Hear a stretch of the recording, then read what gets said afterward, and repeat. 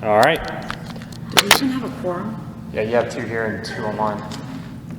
It's not? No. Yeah, it is. We have two people in person and 2 people online, so That's yours. all right.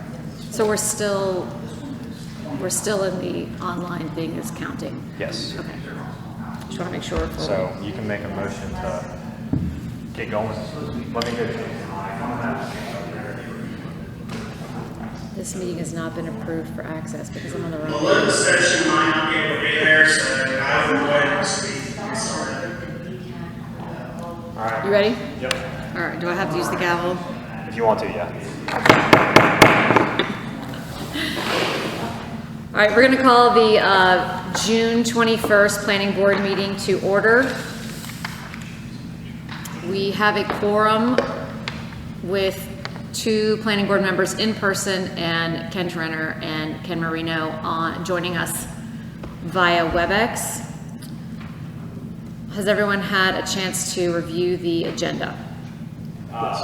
There are 2 changes with, I think, one, there might be already updated in your system, but just need a motion to basically move the special use permit to item number 1. And then, here, I can What is this? This is, special use permit to item number 1, and then technically it's supposed to read discussion and recommendation of Heritage subdivision.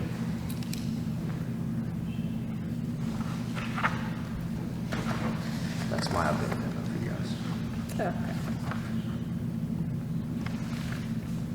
For some reason, the agenda. Did everybody, so I just need, I guess also we just need a motion to adopt the agenda as amended. Correct. Okay, I make a motion that we adopt the agenda as amended by staff. Kent or Ken, would you like to second? I'll second, yeah. Kent, seconded. All in favor? Aye. Gentlemen online, there, if you could verbally make your votes, that would be fantastic. Ken?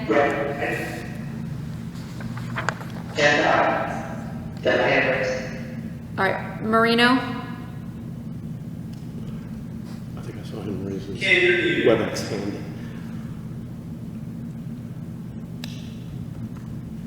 Wow. This is a cluster. Ken, are you online? Can anyone hear me? I can hear anything. Yeah, we can hear you now. So did you hear our call for a vote for approving the agenda as amended?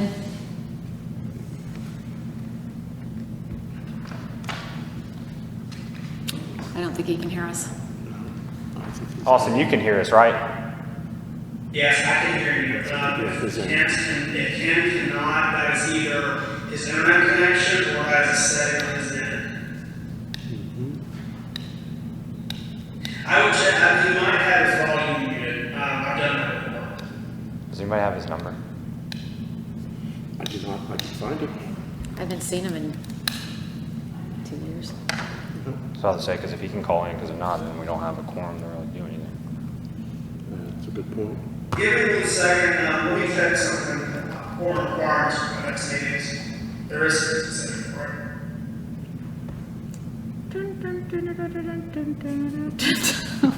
Sorry. Let me spin as you do that.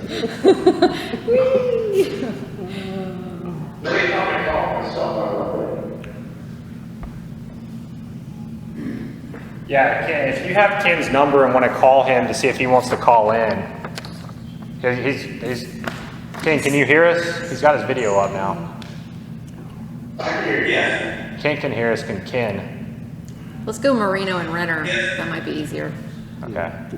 If Ken cannot hear us, I would recommend he use his cell phone while he's on video. That's enough to satisfy quorum requirements. It's not an internet thing, because his internet's able to It pull looks like video. he's connected, yes. It pulled to a video, so it's got to be a setting on his computer. Let me see if I have his number here. I think Ken's... May I have my pen back, please? Oh, yeah, sorry. Thank you.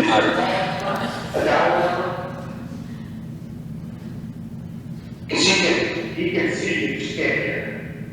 It's gotta be a, Yes, there is. It's on the notice. it's gotta be a setting on his computer. Yeah. His sound's probably down.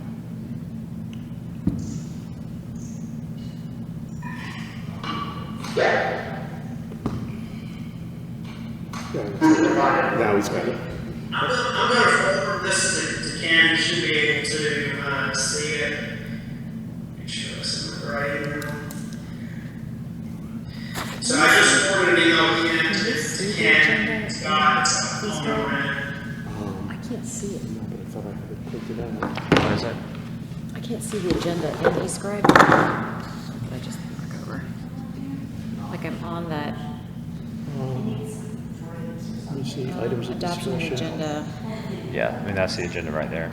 Oh, it's just all the items of the agenda. Yeah. Like the whole left-hand side's the agenda. Oh, okay. I gotcha.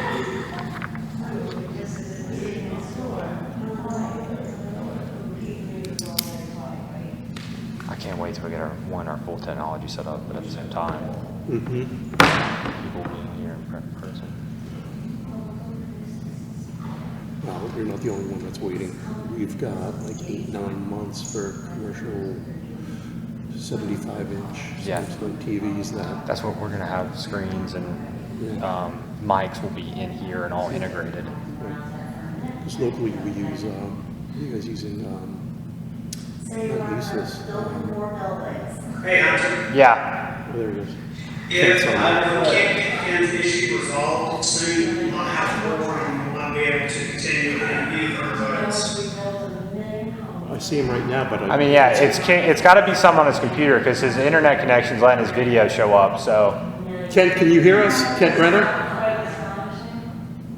Yeah, Oh, okay, so now Renner's- we're Yeah, good. we can hear you. We can hear you guys. It's Okay. something on Ken's end. It's probably a volume issue on the volume mixer.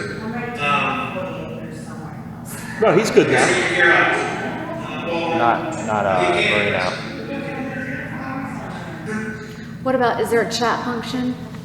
Can we just pull up the chat function and let him vote by chat? I'll type in something again.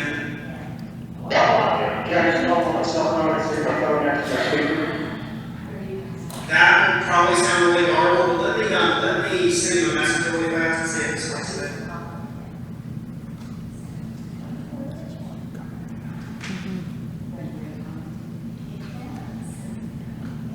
Okay, call number 2. Is that you, Kenny? Okay, great, okay. How can you hear me? How about now? Yeah, There you go. okay. So, I'm gonna do all this on new computer system.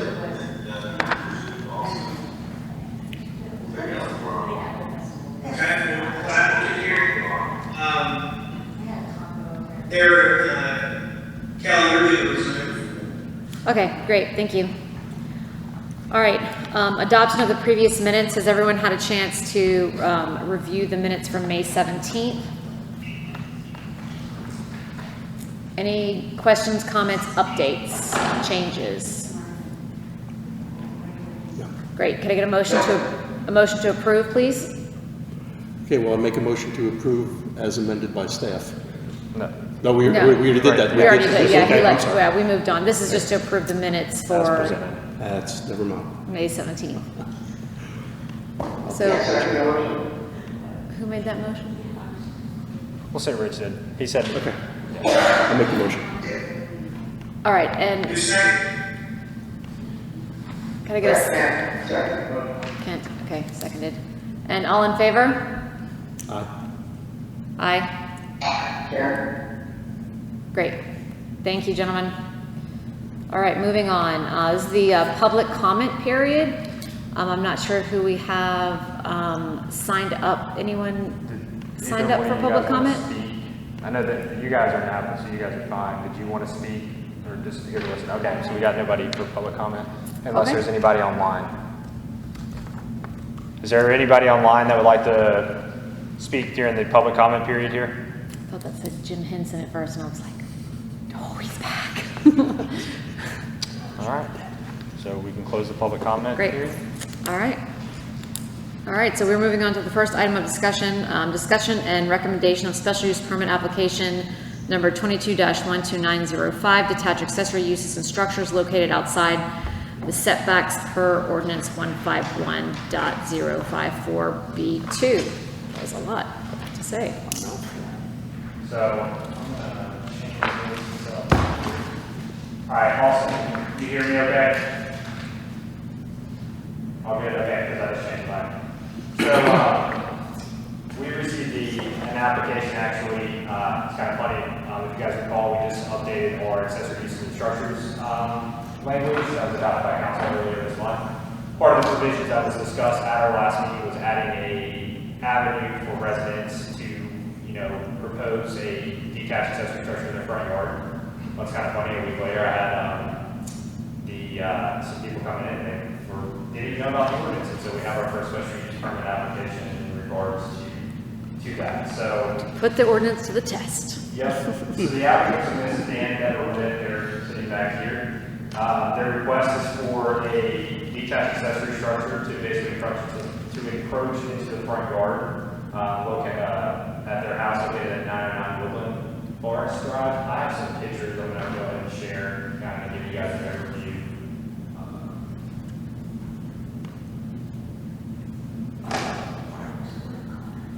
It's in this package. So basically, the proposals for a 20 by 20 accessory structure to be placed in front of the established building line per 151.054. The front yard minimum setback for detached accessory structure states that all detached accessory structures shall be located behind the building line of the principal structure. So just in theory, basically everything behind the house or on the side of the house. However, once we did that text amendment, it did allow for this avenue as long as the applicants obtain a special use permit, and they should comply with the following two conditions, which the exterior of the appearance of the detached accessory structure shall be similar to the principal structure, as well as the proposed detached accessory structure shall not exceed 50% of the first floor area of the dwelling, of the principal dwelling. Just a little property overview, and I'm going through the memo, and I'll get to the pictures in a sec. So, all the surrounding land use zoning is large residential. All the surrounding land uses are single-family residential. The lot clearances for our environmental district is 50 feet on the front, 50 feet setback from the front yard, 20 on the sides, and 40 on the rear. So now getting into that, I'll kind of go through these pictures for you. So this is the applicant's house, looking at it from basically their driveway. Their house sits back in front, I think roughly 130. It's way past the 50-foot yard setback. So even with this proposal, it's not even encroaching into what would be a 50-yard setback. It's just basically to allow it past that established building line. As you can see, there's some existing trees that the applicants want to keep. That's part of the reason why they're doing this, as well as just some slope. The proposed building would roughly go in this area. Back in the like kind of that little wooded alcove there where the dirt is. Yep. Okay. So basically, this is, like I said, with the new ordinance being proposed, this is kind of an option for residents. The proposed detached accessory structure would comply with the two conditions, as the proposed detached structure is only will be 400 square feet, which is less than 50% of the first floor area of the principal dwelling, as well as would comply with the minimum lot characteristics, as I mentioned. It would set roughly 100 feet back from the road, maybe even further, as their house is roughly 140 feet, as well as the proposed in your guys' package a rendering of just kind of, I know it's hand-drawn sketch, but the building will be the same look and characteristic of the principal structure. So that's kind of quick and brief, I know, but is there anything that you guys would like to add? The building will but no process window, Yeah, front yard is, located in the woods next to our house. Yeah, even like I said, it's a pretty wooded lot, so it would be kind of pretty much street for the residents. I will mention too, a property in William Forest earlier this year did obtain a variance basically for this same thing. So because we didn't have the language at the time, they got a variance. You know, and part of the reason why we did this language, Melinda brought up, is some of these older houses have the acres, they sit further back on lots, they're well screened, and, you know, having this avenue, I thought is a good way to have our ordinance. Do you have an aerial shot, and I can look it up on my phone, I kind of want to see what the positioning of the, The structure has to be the same materials as the existing structure. Say that again. So the new building has to be the same materials as the existing structure. The same material. Yeah, so I think it's the metal building and it's a different texture. It doesn't have to be, the material, the way the ordinance reads, it does not specify material. It has to be the same wood and kerosene. Now, kerosene could be material. However, if they meet that, it has to be a specific condition a recommended condition. Basically, as long as it has the same look and feel of the primary dwelling, the material is not the end of the world. You can kind of make material look as similar as you want. and It's wood siding, right? It's cedar siding in the house. You'd have to get real close to both structures to tell the difference. Yeah. it's the same similar color though. Yeah, it would be a square color, but the cedar siding would be, it was the same, even though it's a metal building, it has the same type of like design of the building. What's the side setback where the building would go? What's the distance from the back of the building to the neighbor's property line? Does it meet that requirement? Yes, because I believe it would be roughly 40 feet. And we said what, The 15, 10, 20, what was the? Well, the new language for detached accessory structure minimum is 10 feet.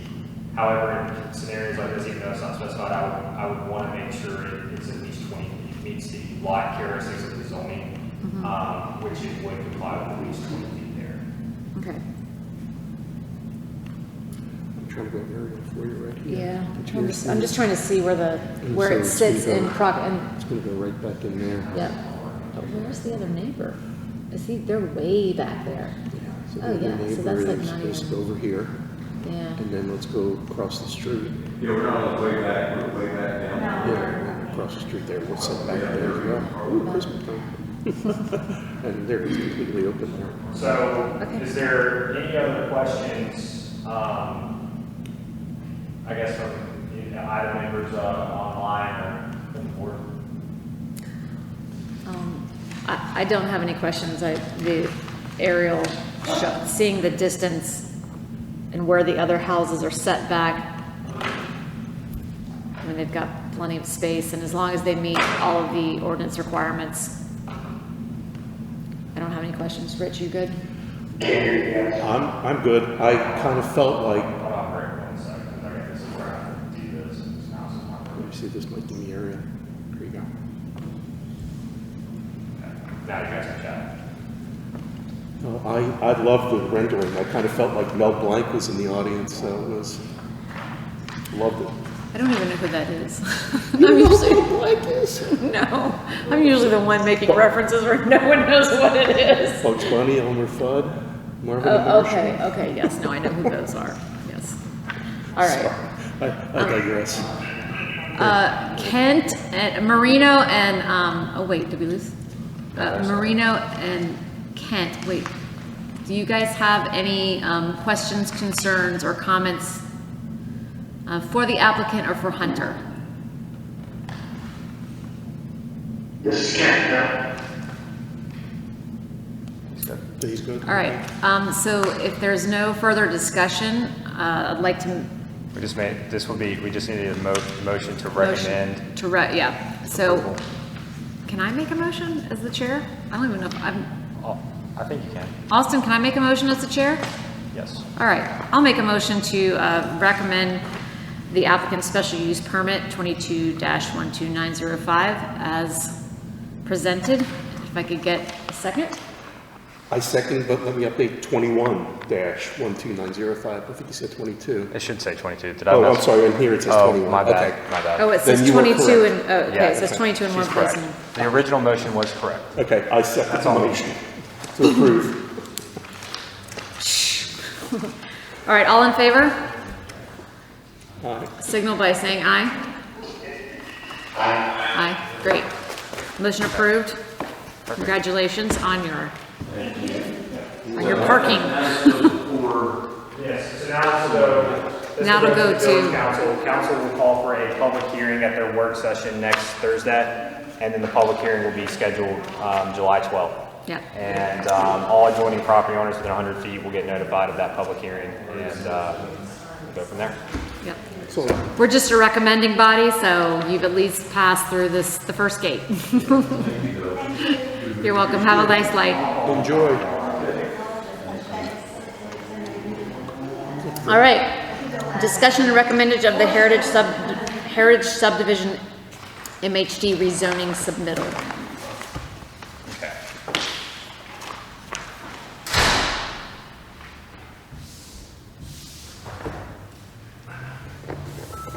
All right, so everybody's ready, correct? Awesome. We're good, okay. Sorry, we've got to kind of go back and forth with the lines here, so. Go ahead and share this. Yeah, seriously. This is Yeah, that's very pretty.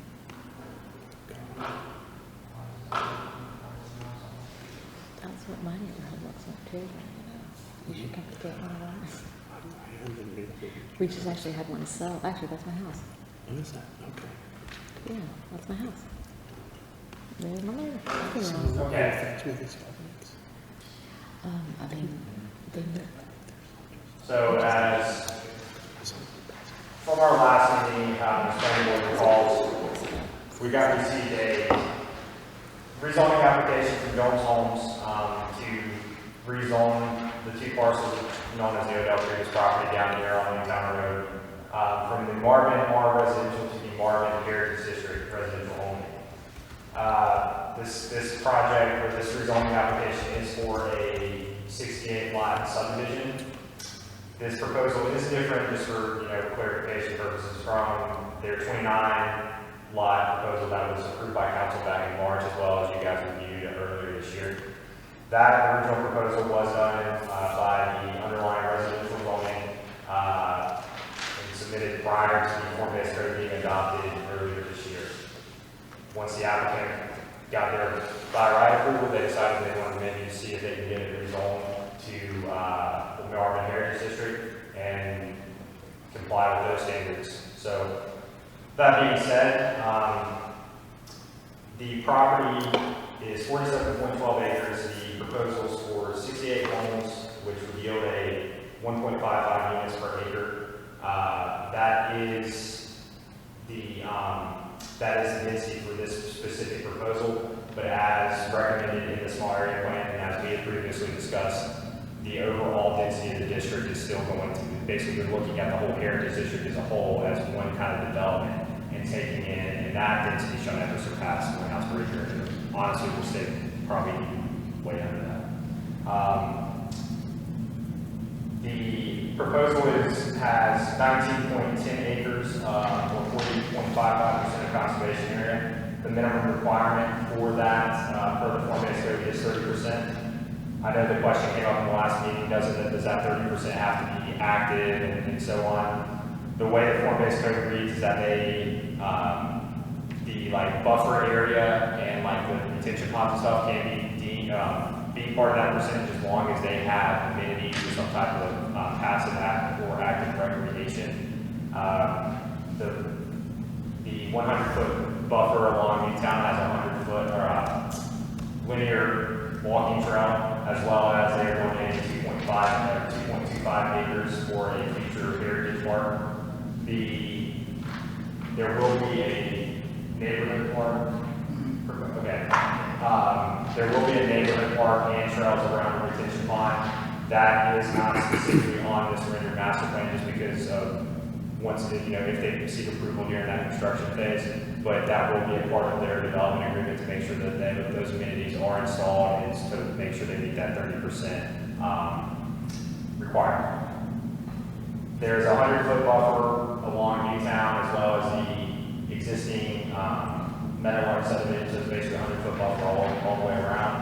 The 100-foot buffer portion along the property of Meadowlark includes a 75-foot no cut, as well as an abatement factor that they'll have to meet, which is either 95 or 96%. That will also be a part of their specific development agreement, so if approved, it ties in to make sure that those requirements are met. And is that opaque, or the opacity, is that only during construction? No, it's throughout. Oh, so it's throughout, okay. Okay. All right, thank you. The applicant is also donating 0.7 acres for the future roundabout with the connection to Meadowlark Lane and then to have that fourth lane. Getting into the lot characteristics of the development, the submittal call was a small lot on the Marvin Area District 1 base code. That minimum lot area is 10,000 square feet with a minimum front yard setback of 25 feet, minimum lot width of 70 feet, 5 feet minimum side setbacks, and 25 on the rear.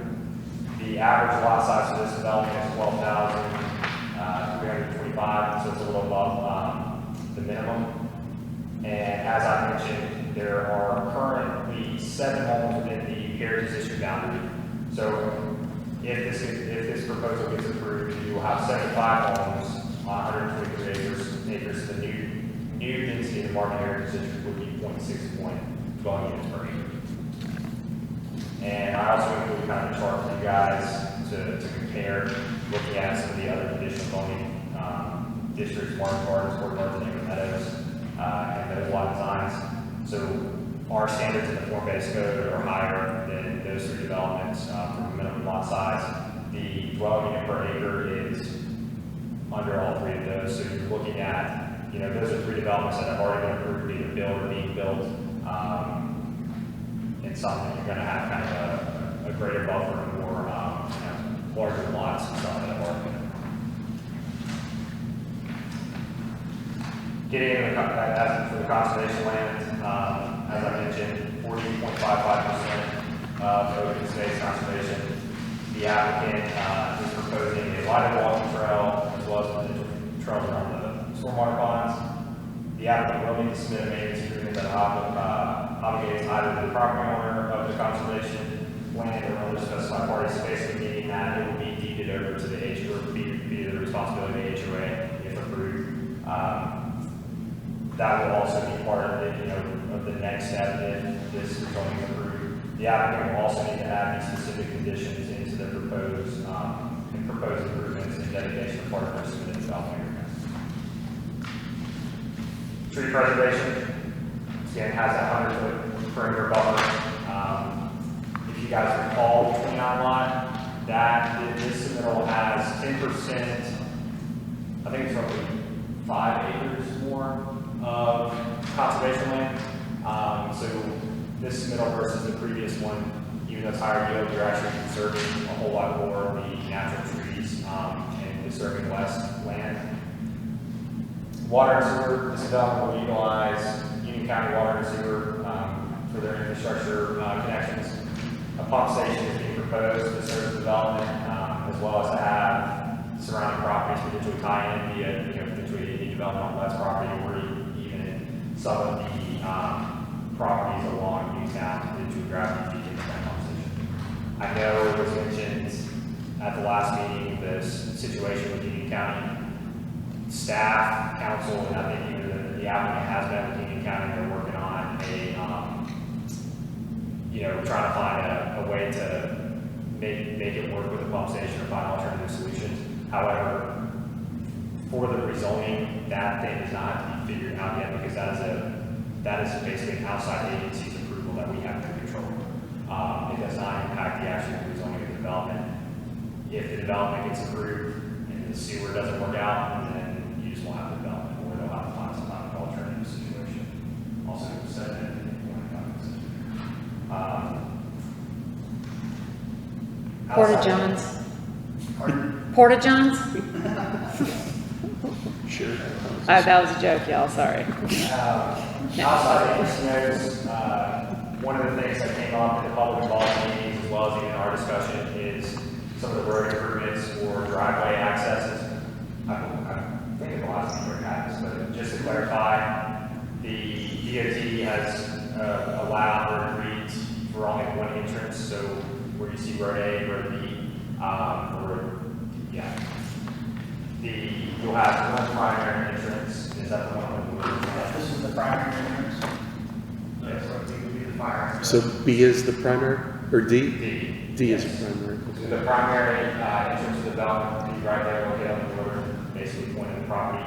Road A, where there will be a fire emergency access, so basically just allowing only one kind of channel area for any type of ingress, egress out of the development, as well as, I think, discussion of turn lanes. Yeah, there'll be a right turn lane, right turn taper, left turn lane and storage area. So it's the development. Quick question about, and I can't see it as well, thank you, Rich. And I don't know how you get that big old print, but I'm very jealous. So, D does not face off with any of the neighbors' driveways across the street, correct? That's correct. When we originally had this, we had it lined up over here, and that's what we went to DOT. It actually helped not lining it up, which is kind of a DOT standard. They like to have drivers lined up. Yeah, I remember It that. helped the sight distance both directions, and got over here, but really, there's the likelihood of a driveway being there at some point is probably not great. So it actually worked out really good. That was a good comment from the public input meeting, that made a significant change. It was really good for everybody. And so, Great. yeah, for everybody online, Kelly's question was, road D, where the primary entrance is, did that shift from their original proposal? That, I guess they saw the last meeting, and the answer is yes, it didn't shift over a little bit to the right. You can kind of see the old entrance is still right there. So it doesn't line up with any surroundings, any driveways across the street as well as the Cruise side triangle, kind of just better safety for the proposed development as well as the traffic on the town. And one more question about the fire exit, so Road A that does line up with the neighbor across the street. What would that, and I know this is probably not, this might not be pertinent to this stage for just zoning. What would that look like? Because if these folks are gonna be looking at that every single day, like, you know, So it'll be, if they'll they're, have a gate set back. There's a subdivision over Antioch Church Road called Brookhaven. They have one right across from Antioch Elementary School. The gate itself, their gate is actually out in the right of way. This one, we can put it back in the buffer because we don't want it visible going down the road. But it's a 12-foot and it's either pavers or pavement or some sort of, it looks like it's not a road. It looks almost like a large walking trail to discourage people from turning in off the road. Okay. But the fire department will have a Knox lock, which is a key that they can put in, or it's also it's a low strength, almost like a pipe gate that's painted. They can run through it if they have to. okay. Yeah. So, if your zoning is approved when you get to construction, it'll just be important to, That'll be a detail because that'll be something Yeah. that the fire department will, they'll be curious about those details. They'll actually give us the gate details in a lot of detail. okay. Okay. And then the decorative gate details would also be established by Marvin ordinances. Yeah. Okay, thank you for clearing that up.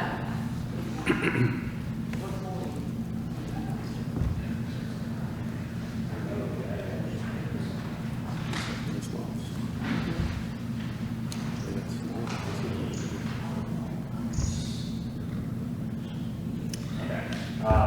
Sorry, we're trying to switch back and forth on lines, it's the mouse is working, it's lovely technology. With that being said, the applicant's already held 2 public involvement meetings to meet the ordinance requirement. The first one was held on April 28th, and they held that one had 3 specific sessions. And the second one was held on June 2nd, and that one had 2 sessions. Both, I would say, roughly average between 10 and 23 sessions. Those minutes were in your guys' packets to review as the applicants mentioned, as well as we discussed in our previous meeting, a lot of the same comments, concerns, either the applicants may be addressed or consulted with those agencies. So that requirement. And is there any questions from those behind the minutes? Interesting comments, but no questions. Yeah. Getting into compliance with the form-based code and other applicable sections. This submittal, like I said, is rezoning to the Marvin Heritage District. Those regulations have already been adopted. The district's established, however, you got the property where the applicant is basically applying to rezone and for those regulations to apply to this development. With that being said, this development does comply with the general standards and regulations for the Marvin Heritage District. The submittal does comply with the building types of the small lot homes as outlined in the form-based code, and the submittal complies with all general standards of the form-based code and all other applicable sections on ordinance. I know you guys have heard me mention development agreement a couple of times. Just for part of when we approve the form-based code, any conditional rezoning application, the applicant has to submit a development agreement with their application. This development agreement basically ties in all the specific conditions of those approvals. It would tie in the architectural designs of the houses, and that's what those standards are specifically for that development.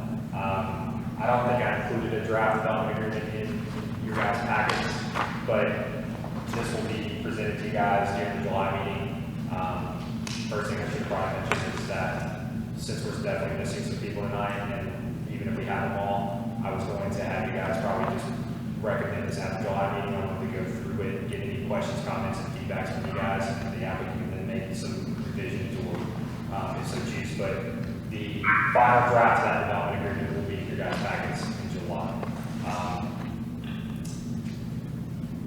Getting into now the land use plan and other adopted plans, consistent, and kind of looking at consistency for that. Basically, this development will be, consistent with the 2020 land use plan and the small area plan that was adopted.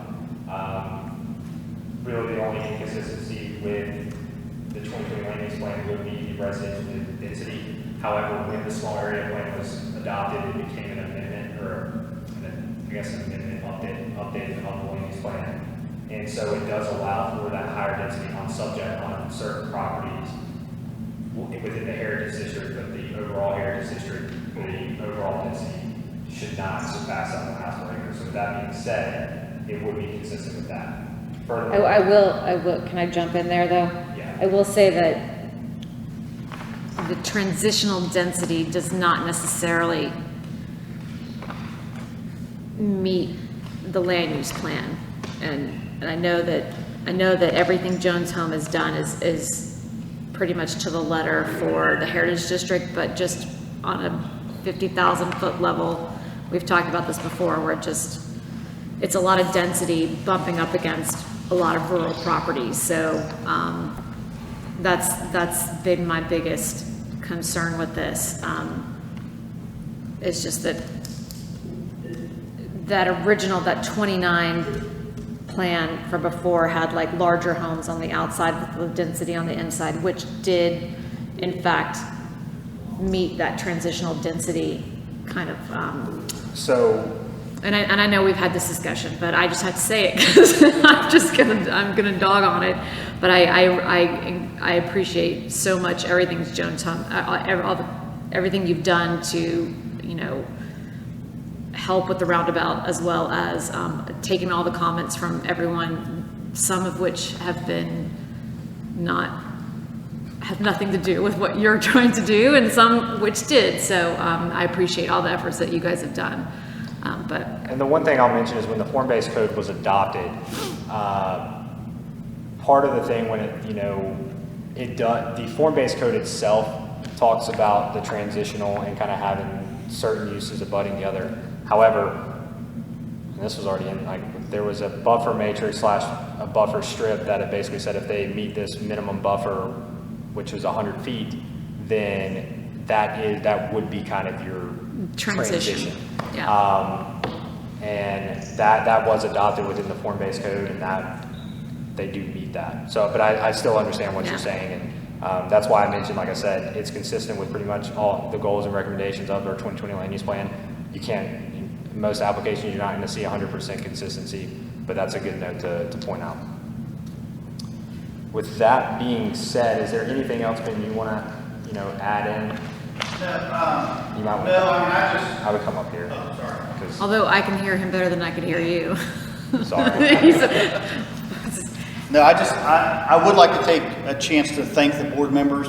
Everyone has been really involved in both the public input meetings and all this, so it was helpful for us. We got enough input early to where we could address some of the concerns from the residents and from some of the people that were immediately adjacent. And although everybody doesn't come up with the answer that makes everybody completely happy, we're able to find some really good common ground. There's going to be, when we put our development agreement in, one of the amendments that Hunter was talking about, we talked to the gentleman who lives immediately south there in Meadowlark, the first lot in Meadowlark.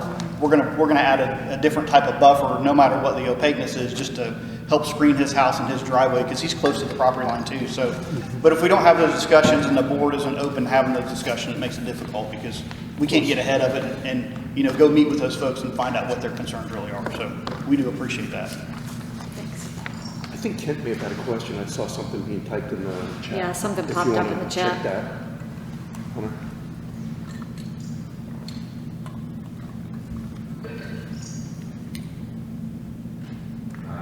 Or maybe not.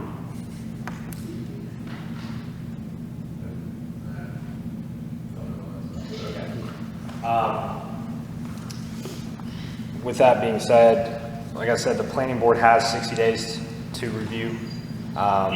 Even with a full board, like I said, it was the staff recommendation was not to make a formal recommendation tonight. Partly because we have that 60 days. There's some things on the development agreement side to meet the ordinance requirement, the procedure that you guys have to review as well. So that will be presented to you guys at the next meeting. But I wanted to make sure there were, present the overall project and any specific questions, comments, feedback from the board. We'll go into the minutes. The applicant will be able to take into consideration and potentially revise the site plan as they've done before prior to the July meeting. The other thing is that during the July meeting, any specific recommendations that either the applicant doesn't change or maybe the board members that aren't here have some, can be a part of your guys' recommendation to council for their consideration. Basically, when it goes to council, it will have, their submitted plan as is, either if it's this revision or this version or a amended version, the final draft of the development agreement, as well as your guys' recommended conditions and stuff. With it being conditional zoning, you can put, those conditions are discussed upon and, if agreed upon by the applicant and the board, do become part of that development agreement and are tied specifically to their approval. So, and the biggest example is like the the design of the house. Sorry, I can't talk right now. But basically, Architectural review. Yeah. The design and elevations will be presented to you guys at the next meeting as well. They're kind of in there. Those are preliminary, but you guys will But have it's the same ones that have been submitted prior to? Yeah. Yeah. Yeah, we set out a work session with the architect coming up. And that will be part of your guys' July meeting, and that's where some additional comments, recommendations can be made, but that will be, if approved, tied in with their approval. So then that's the house's elevations you will see there. You won't see anything different. And just an example would be like the cottages at Marvin Gardens. I know John Jones reached out to me.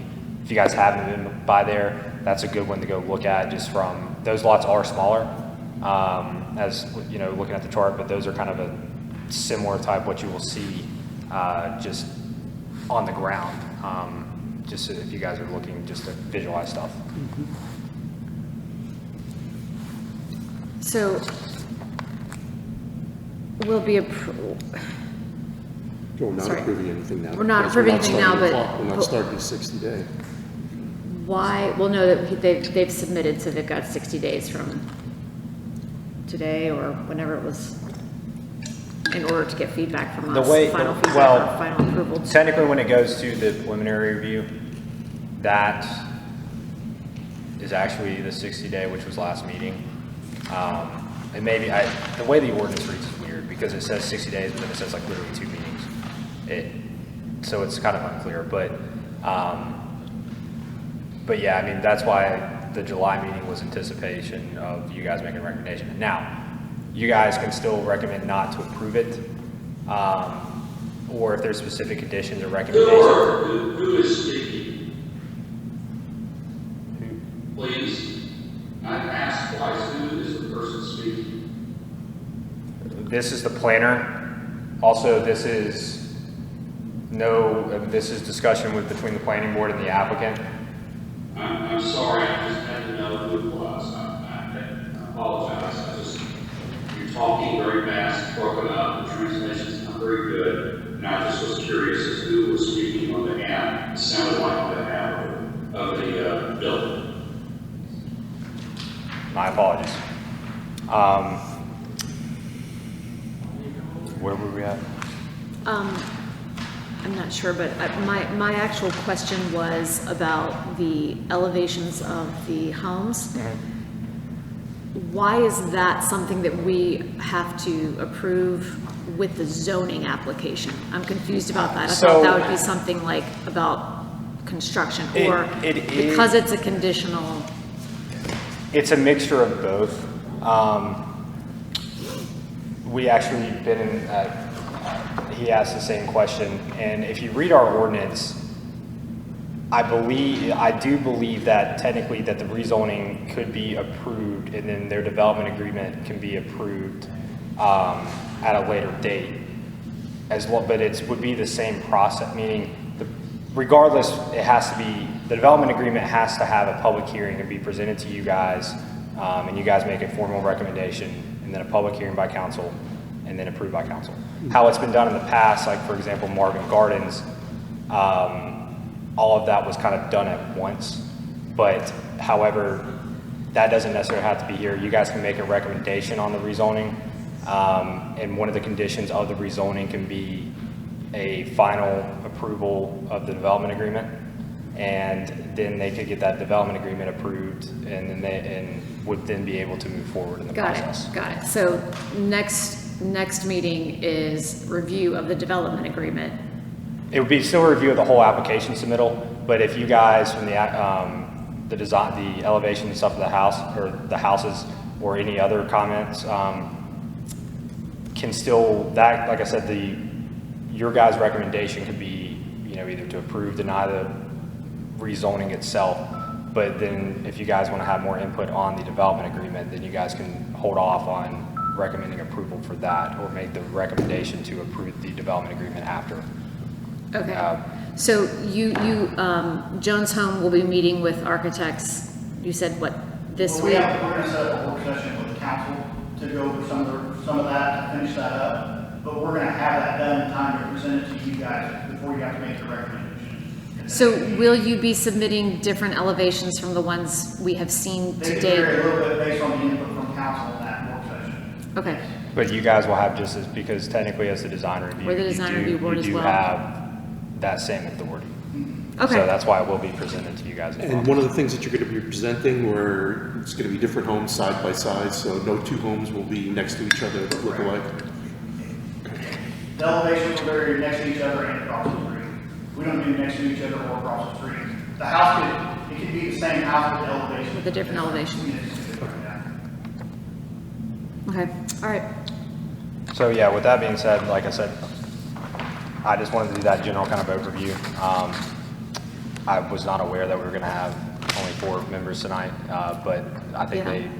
it's definitely kind of important to make sure that they get the same kind of presentation and be able to provide their recommendations and discussion at the next meeting. I agree. All right. Does anyone, Kent or Ken, do you have any questions or comments for Jones Homes before we move on to our next item?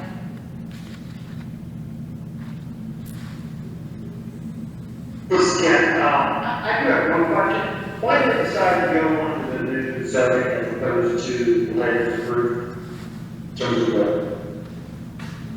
the heritage district? When we started the original process, we actually started, back when the previous planner was here, going through the going to go through the process to join the Heritage District as part of the rezoning once the conditional district was created. When that ran into some snags, we ran into both timing and contractual issues. So with the future of the Heritage District up in the air, we went ahead and got a by right rezoning. So we were able to, By right. or by right approval, I'm sorry, misspoke there. A by right approval for the 29 lots, anticipating the Heritage District would get done, but, you know, it is a business. From a standpoint, we have to have some safety measure on a piece of land. So that's why we went to 29 lot approval beforehand, and then when the Heritage District was officially created, but it wasn't like we just jumped right in after the 29 lot. We were involved some of the folks here know we were involved way at the beginning when the Heritage District was, you know, taking off. So it wasn't like we just at the end jumped in to do something different. It was something we were involved with from the beginning. We just had to sort of bob and weave as some of the rezoning language came about. Yeah, from a staff level, if you guys recall, the original Heritage District form-based code went to council approval in June or July of last year, before I started. Council decided to table that because they had some questions, concerns, comments. Then I started. We, staff worked with the Heritage Committee as well as Planning Board and the consultant and all that, got the language to reflect those changes requested by council, and it got adopted in January of this year. And so the applicant, like I said, submitted their by right submittal back in November. And still even then, and I told the applicant then I didn't know when the form-based code was going to be adopted, and so that was a decision that they made in-house. But that 29 by right plan, like I said, had a year vesting, meaning that if this is approved or denied, they do have then that to move forward and then move with that process in the preliminary plat construction. Right. If this gets approved, then that would take the vesting over that, and then it would then follow the same process. But they have to get rezoning approval as it's going through this process to be able to then develop the 68 homes. As part of the process that we're going to review the entire application in July, so from tree preservation, so if you're putting down a home in a certain area, are there trees that are going to remain in front and behind? Are those going to be tagged at this point? They'll be part of our construction requirements. We do a tree survey. The 100-foot buffer, except for the road cuts along Marvin Road or along Newtown Road. I'm sorry. There'll be the entrance cut goes there. The first 25 feet of that may be disturbed for some grading because of the elevation. Sure. That has to be replanted per your ordinance. Right. Along the Meadowlark side and on Meadowlark Lane side, that has a 75-foot no cut, so nothing happens in there, and that's actually the side too we have to do the opaqueness. Right, so you potentially add vegetation into there. We'll have to add trees in several areas of that, yeah. Yeah, but that's all something that goes through in our construction plans. Okay. But it's important to note that in our developer agreement, because that's where kind of the teeth of that come back in. But on the lot itself, I mean, you have to clear cut for where the foundation is going to go. Yes, there won't be because there's not enough room. So street trees will be planted in front when we're done. So you're going to put some back in. Yes, but then the backyards will be cleared backyards because the backyards will be about 35, 36 feet to the property line with the common area behind it with the tree safe. Okay. Yeah. And so, part of the if approved, their next step would be their preliminary plat construction plan document. Where they have to have their. That's what I was looking for. Yeah, Sorry. that's where they have to provide a landscaping plan. Okay. They'll provide that tree survey. All Interest monuments, the everything. trees to be removed, they'll be mitigated, and that will be shown on the plan. Sure. And those plans will be reviewed by staff, planning board, and then approved by can be approved by council, and then that's what is the plan to be followed. Understood. Thank you. Yeah, we'll have to dig in more to the tree percentages and Yeah. everything, so. But the rezoning itself, like I said, it's site specific, so that's why there's a detailed site plan and stuff. So then if that's what, either if it's this one or any future Heritage District rezoning submittal, it's tied to that site specific plan. So then basically, so council up front knows what either to vote, if they approve it or not, what they're getting. Okay. Ken or Ken, do you guys have any other questions? All right.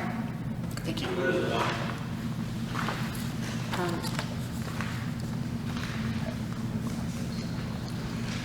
you have a motion on this, or is Nope. this just No, we just, informational? It just- Do we need any type of motion to table, or we just?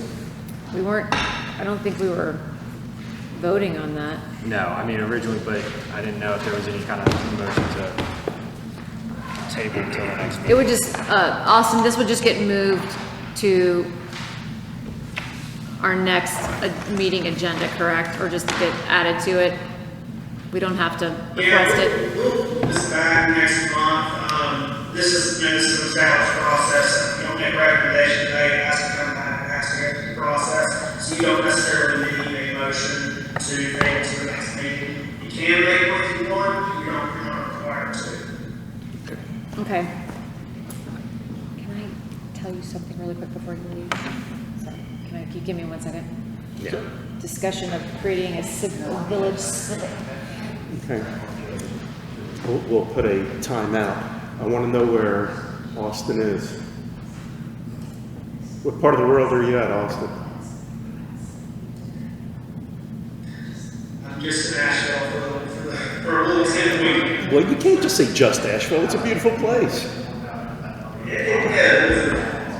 heard it go far, but this is nice. Nice. Enjoy. Watch out for the trees that build more. We're not visiting Liverpool this year. I just did that last fall, but Take care. Thank you. yeah, that's All right. Thank you for that. Discussion of creating a village civic conventional zoning district.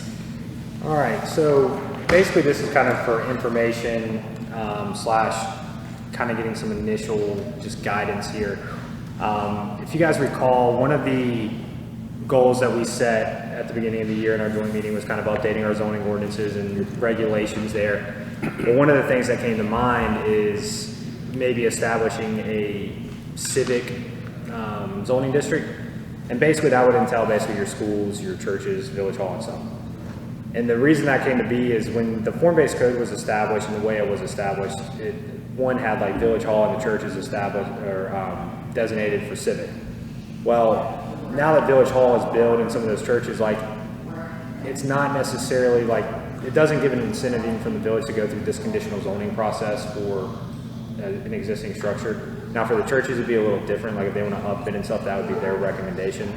But basically kind of creating the civic district and the uses be civics specific. I mean, like I said, churches, schools, government facilities. Right now, those are pretty much either permitted by right or a special use in our residential zoning district. And we really just have those kind of two districts outside of anything for the Heritage District. So what's being proposed is creating a new zoning district. Those regulations, there's a brief draft in your guys' packet, hasn't been formally kind of complete. It's just kind of an outline. Basically, those permitted uses would be outlined there. Setbacks would probably follow similar to what's already either in the Marvin Residential District for those specific uses, or follow the form-based code civic only. You can, with it being civic, that's where you can regulate design standards. Probably taking a hybrid. We've already got a school overlay that has those design standards, so we'll encompass that into this, as well as take probably the design standards out of the form-based code for that and put it into this. The question is, okay, with the civic and the Heritage District specifically, how would that kind of apply? Well, we'd probably go ahead and rezone the properties to the civic conventional district, and then if the churches ever want, if either upfit, do something, they would probably then go through the conditional zoning process to do whatever redevelopment or upfit of their property that they so choose. So then it would still kind of mesh and comply with, you know, the long-term goal and vision of the Heritage District. At the same time, this language, we would probably update our future land use map. Part of that 2020 land use plan in the future land use map, like, in my opinion, should have been done better. The future land use map is supposed to identify like uses, not necessarily like zoning districts. When you go through the rezoning process, you then look at that future land use map and whatever the use is being proposed in the rezoning, if it's mixed use or commercial, and complies with future land use map, then the zoning, you'll have an established zoning district to comply, or to, what's the word I'm looking for? I guess like they're run like parallel.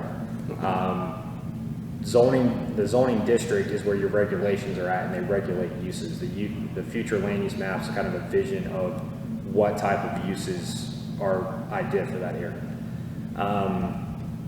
So doing this, we would update our future land use map to encompass two things. One, we'd update, like for example, the park right now in our future land use map is identified as residential.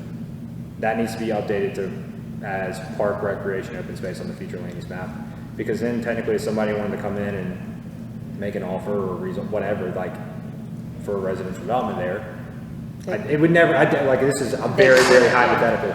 But looking at consistency with the map, what's identified on the future land use map is residential. So it's kind of then clearing up some of those, that's what we're trying to do. The other thing in updating this future land use map is then encompassing our annexation boundary area. I can't remember if I put this in your guide. I did. Encompassing our annexation boundary area and doing a future land use map for that. We have seen some annexation applications come through, mostly in existing residential, residential development. However, if we have, for example, a property up there off of Ray Road, annex in, well, now we have a future land use map to go ahead and identify a zoning designation in coordination with our zoning ordinance there. So I know it's a lot and complex, but I kind of just wanted to present this to you guys tonight, get some maybe initial feedback and thoughts on the civic district establishment, and in turn also updating these land use maps. And if so, my plan is I'm also going to present this to council next week at their work session. If they're all on board, then I will get the formal language for all of this drafted and probably on your guys' agenda either for July or August. So the church or whatever civic would need a special use permit if they want to do any type of activities. That doesn't change, that doesn't apply. For like events? Yes. Yeah, they would have to get a temporary use permit. Okay. But right now, the way it's written, in the residential district, if somebody wanted to establish a church, or technically take the park, for example, has to get special use permit approval for that use, because that use is identified as a special use in the residential district. So it's basically allowing those uses in a zoning district, yes. And then you go ahead and you're not rezoning certain properties that aren't already this use. It's in just making those uses more consistent with the zoning district that they're in. Okay. What is the, That's the park. that's the park? Yep. Okay. So the blue is their potential annexation? On the future land use map attachment, Yes, I think that's what I'm looking at. The turquoise? Here? I guess I'm This looking at map. maybe something different. yeah, no, Okay. yeah. And this is going to be updated. We have new updated zoning maps, which you might be able to see right here. All that in the shaded yellow, that's our annexation boundary. Okay. So that future land use map identifies them as residential as a future land use. We'll probably also do an updated current land use, and you guys will have input. Like the land use map we'll probably go over 2 or 3 meetings, because when you look at land use, you want to look at the current, and you basically, future land use of current will kind of follow. If there's any open space, undeveloped properties, that's where you can that's where you really designate future land use, because then that's how you can regulate the type of development there through your land use plan. So we can even get into density through that. I mean, technically, when you do your future land use, that's how you, like, the future land use, or the comprehensive land use plans I worked on in my previous job, you would identify land use by density. You would have like low to medium, or you'd have 3 different low, medium, and high. And you would have definitions of those, and you would identify properties as, okay, this could be a high density development. I'm not saying we're identifying properties for high density development. I'm just stating, like, basically you would leave it here. You probably want to differentiate between residential Union County, which has different, which is a zoning district for us that allows for like smaller setbacks. Weddington Chase is one that's zoned that. Because basically those properties are annexing in have already been developed under a different set of standards that we don't have, and so that RUC allows for those standards to then continue over. It's kind of like a vested right, grandfather, however you want to define it. So we're only talking about rezoning the current properties within the Marvin boundaries as civic. So like, It'd be Village Hall, the 2 churches here, the elementary school, and the park. But you would then create that language for, I mean, at the future church, I mean, that's where they would then go through that rezoning process for the civic. and what's the benefit besides keeping this area that they're already sitting on as the same use until someone asks for a rezoning? Yeah. But like, what are the other benefits to creating the civic district? So as one opposed to leaving example it? would be, let's take like the Weddington Church right here. Right now, with it being zoned residential and identified on the land use plan, well, I guess it's a heritage district, but still zoned residential, somebody could technically make an offer, purchase that, and put houses there. So you're then creating a district specifically for that. You would then make, if somebody wanted to do that, they would have to go through a rezoning process for that. So that you're more than actually then protecting properties to not be developed residential, or be developed just out of context because, like, loophole per se, because of the way our zoning ordinance currently reads. Okay, it makes sense to me. So we would look at this language, then would we dig into it more next week? Next month. Month, I I mean, meant? if you want to do it next week, I can get it to you, but. Nope, I won't be Yeah, here no, like, next week. this was just, like I said, a preliminary thing. Since we had 2 applications, I didn't want to overload this meeting with that. I know that we did go through both of them fairly quick. But this will be on the agenda for the next meeting if, with the formal language. Once again, I expect potentially with more participation of the board members, the next meeting to dive in more of the heritage rezoning. So if we don't get to this, it's not the end of the world. This isn't anything like pressing, but this is just something that staff is working on, and I wanted to present to you guys to make sure you guys were okay with it. If for some reason you weren't, then I wasn't going to waste time on drafting the rest of the language and developing this kind of idea and plan to present. Yeah, Sure, okay. I like this. Okay. It's very forward thinking, Hunter. That's what I'm trying to do. Indeed. Kent and Ken, were you able to hear all of that? And if so, do you have any questions? Somewhat. Okay, so we still have to work out some microphone issues here. So for those of you guys online, we apologize for the either volume or clarity issues we're having. Ken, It's a little better, they're sitting next to you. Yeah. I had to jump up and down to change the mic earlier. yeah, we've got controls that are in the middle of the room and controls that are over here. So we're still working out the kinks of the new Village Hall. And just a note, we will have a new AV system, very high tech, very simple controls all in one place, TVs, microphones, monitors. Unfortunately, everything's backward, and we're looking at probably the end of September, beginning of October for a full install. We're hoping that timeline speeds up, that's just kind of where we are, so we're just having to make do until then. So we encourage everyone to show up in person Hoo-ah. so that Rich and I are not sitting here by ourselves, looking very small on the monitor.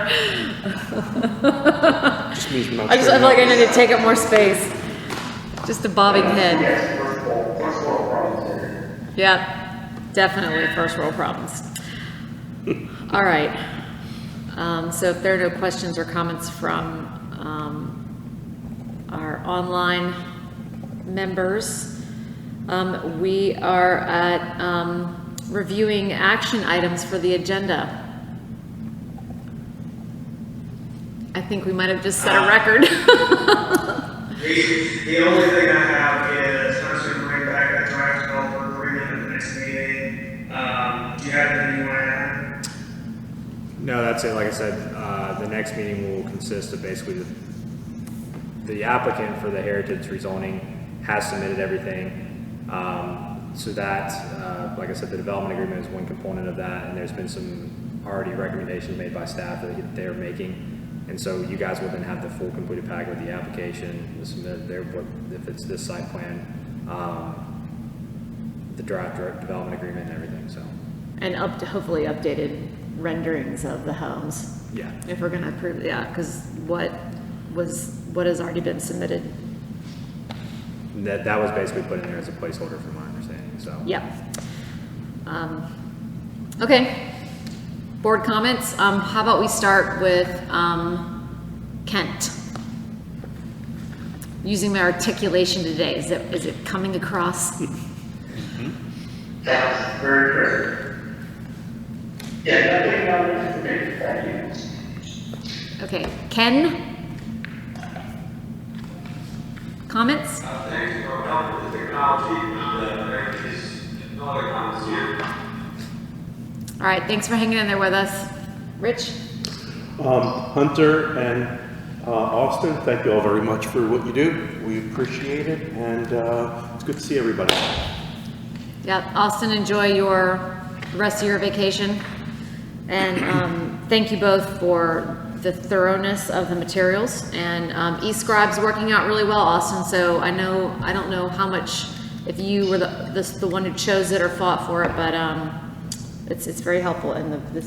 printouts are also helpful.